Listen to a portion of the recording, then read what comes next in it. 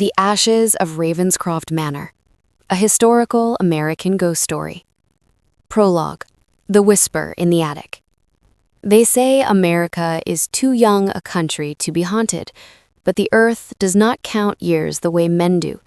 It remembers every wound, every secret buried, and every scream swallowed by its soil. In the summer of 1923, a group of university researchers stumbled upon a crumbling colonial estate on the outskirts of Salem, Massachusetts. A mansion long abandoned, eaten by ivy, yet still standing with the stubborn pride of another century. Inside, they found journals, faded letters, and a hidden chamber sealed for nearly 150 years. What those walls contained was not merely history, but the restless echo of something older than the Republic itself, something that refused to die. This is the story of Ravenscroft Manor, the house that devoured generations. Chapter 1. The Arrival of the Ravenscrofts, 1692. Long before Salem became synonymous with witch trials, before its docks bustled with merchants from the old world, before whispers of witchcraft painted its skies black with paranoia, the land was already cursed. In the spring of 1692, the Ravenscroft family arrived from England. Sir Jonathan Ravenscroft, a former ship captain, came seeking refuge after a scandal in London that no one dared to name aloud. With him came his wife, Eleanor, and their only daughter, Catherine. They purchased 200 acres of land north of Salem Village, where thick forests pressed against salt marshes and where local Wampanoag tribes refused to set foot after dark. The native people warned the Puritans, "The ground remembers. Do not build there." But Puritans did not listen, and Jonathan Ravenscroft least of all. He built a grand house of brick and timber imported from Europe at expense. To the villagers, it was arrogance, a mansion rising in wilderness, while their own homes were modest wood cabins. Yet Jonathan insisted, "My bloodline deserves a hall that will stand until the end of days."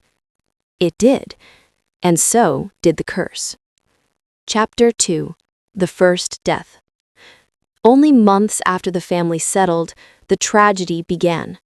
Catherine, barely 16, was found lifeless at the edge of the woods one morning, her body untouched, but her face frozen in terror.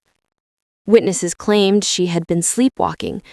Others whispered she had been led there by unseen hands. Her mother, Eleanor, swore she heard Catherine's voice echoing in the halls long after the burial. Servants reported candle flames guttering when her name was spoken, shadows moving where no one stood, and at night, the faint sound of a girl sobbing in the attic. Jonathan dismissed it all as superstition. He buried his daughter in the family crypt behind the manor, and locked the doors at sundown. But the house had already begun feeding. Chapter 3. Salem's Witch Trials. As Salem descended into hysteria that very year, the Ravenscrofts became convenient targets.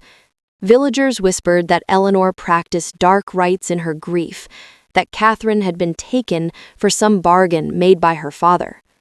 During the height of the trials, Eleanor was accused of consorting with spirits. She was dragged before the court, but released, her wealth and Jonathan's influence shielding her. Yet her reputation never recovered. At night, children swore they saw a pale figure wandering the edge of the Ravenscroft estate, her hands outstretched as if searching. Those who trespassed reported being chased by an unseen force, branches snapping as if under heavy steps.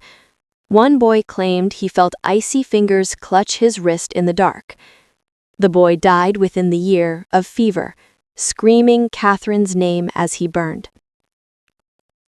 By the time the witch trials ended in blood and shame, Salem feared the Ravenscrofts even more than witches.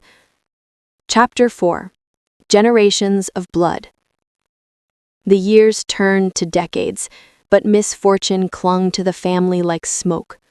In 1727, Jonathan Ravenscroft himself was found at the bottom of the grand staircase, his skull cracked upon the marble.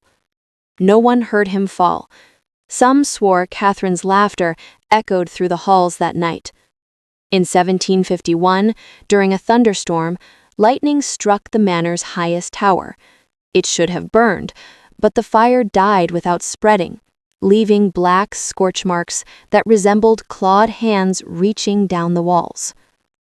In 1775, as revolution stirred the colonies, a Ravenscroft son named Edward was rumored to have betrayed local patriots to British officers. He disappeared shortly after, last seen walking into the woods behind the estate with a lantern. His body was never found, but for weeks after, villagers saw a lantern flickering in the trees, moving slowly between the trunks.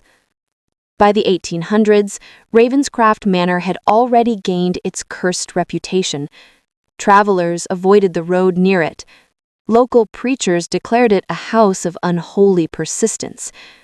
Servants came and went, never lasting more than a season, and yet the house stood, never abandoned, always occupied by one Ravenscroft or another. The bloodline endured, but each heir was marked. Some drank themselves into madness, some vanished, some were found cold and rigid in their beds, their eyes open as if staring at something no one else could see. And still, the house waited.